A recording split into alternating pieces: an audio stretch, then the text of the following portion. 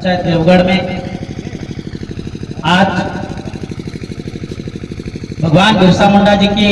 जो गाथा स्थापना का जो कार्यक्रम है, सबसे पहले मैं उस आयोजक कमेटी को धन्यवाद देना चाहता हूं। आपने जो हमारे पुरखों ने हमें लड़ाई जो अंग्रेजों से हो, चाहे ब्राह्मणों से हो, सेठ साहूकारों से हो, जो उस समय के तमाम जो लोग आदिवासियों के ऊपर जो अन्याय अत्याचार शोषण कर रहे थे, उनके खिलाफ उन्होंने जो आंदोलन छेड़ा और उस आंदोलन की बाती से आज हम तमाम जो आदिवासी समुदाय के लोग जिस जमीन पे रह रहे हैं, वही जमीन आज सरकारें हमसे कभी हाईवे के नाम से, तो कभी फैक्ट्रियों के नाम से, कभी तालाबों के नाम से हमारी जमीनें छीनने का काम कर रही है। हम देख रहे हैं हमारे आसपास के जो इलाका है, मेघनगर कोई ज्यादा दूर नहीं है, वहां पे जो फैक्ट्री लगी, वहां पे आप रुकना और थोड़ी देर सांस लेके देखना, आपको कितनी तकलीफ होती है। तो हमारा जो एरिया है, हमारा जो आदिवासी समुदाय के जो लोग हैं, जो प्रकृति पर निर्भर रहते हैं, वो जो प्रकृति पे निर्भर रहते हैं और यहाँ का जो शुद्ध अन्न जो खाते हैं, उसी समुदाय को ये लोग वहां से आके उनकी नस्लों को खराब कर रहे हैं। आने वाली पीढ़ियों को उनका जीवन बर्बाद करने के लिए ये तरह तरह के जो बेहतरे और नए नए काम यहाँ लाके इस एरिया को बिगाड़ने का काम कर रहे हैं। हम बिरसा मुंडा जी के आंदोलन की बात करते हैं। बिरसा मुंडा जी का आंदोलन आदिवासियों के लिए भगवान से बड़ा आंदोलन ये कहते हैं, क्योंकि उन्होंने उस आंदोलन के माध्यम से देश में एक ऐसा कानून बना जिसे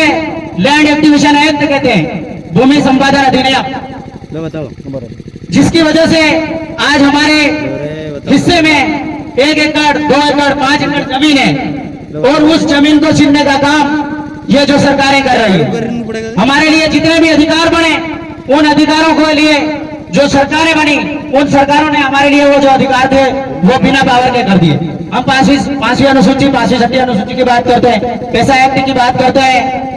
आर्टिकल 244 की बात करते हैं, लेकिन धरातल पे इन चीजों को हम कहीं इम्प्लीमेंट नहीं देखते। तो ये बातें समझने के लिए हम सबको एक होना पड़ेगा। आदिवासी परिवार ने जय जोहार का नारा दिया और जो तीन जो मंत्र, 3 शब्द जो मंत्र है, जय जोहार, जय आदिवासी और जय भीम प्रदेश, ये जो 3 शब्द हैं, ये राजस्थान, मध्य प्रदेश, गुजरात और महाराष्ट्र के साथ साथ पूरे देश के आदिवासियों को एक करते हैं। तो हम सबको, हमारे आदिवासियों के कितने ही संगठन बने हुए, हजारों संगठन बने हुए, लेकिन इन 3 शब्दों के माध्यम से हम सब जब भी जरूरत पड़ती है, हमें सबको एक होने की जरूरत है। हम देखते हैं गांधी जी को हम राष्ट्रपिता कहते हैं, उन्होंने देश के लिए आंदोलन किया, हम जानते हैं इस बात को, लेकिन गांधी जी को स्वतंत्रता का संदेश किससे मिला, यह बात कभी समझने की कोशिश की। गांधी जी को स्वतंत्रता का संदेश भगवान बिरसा मुंडा जी से मिला। जब वो विदेश थे, दक्षिण अफ्रीका और अपने देश में लौटे भारत, तो उन्होंने देखा बड़े बड़े पोस्टर और उनमें जो चित्र देखा, उन्होंने पूछा कि ये कौन है। तो वहां खड़े व्यक्ति ने बताया, महामानव, क्रांति सूर्य, धरती आबा भगवान बिरसा मुंडा। तो उन्होंने पूछा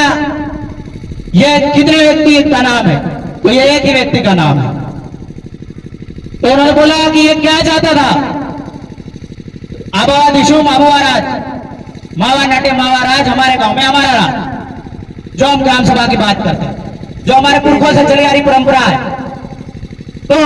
इन चीजों को हमें जब बरकरार रखना है, आगे बढ़ाना है और जो आदिवासी परिवार का इस कार्य को निरंतर गति देनी है, तो हमें सबको एक होना पड़ेगा। राजनीतिक भावना से ऊपर उठ के सामाजिक तौर पे हमें सबको एक होना पड़ेगा और इस लड़ाई का हिस्सा बनना पड़ेगा, तभी हम ये सब बच पाएंगे, वरना धीरे धीरे टुकड़े टुकड़ों में हम सबको बेदखल करेंगे हमारी इन जमीनों से। बातें बहुत कुछ कहने को है, यहाँ हमारे साथ कई बड़े वक्ता हमारे बीच मौजूद हैं,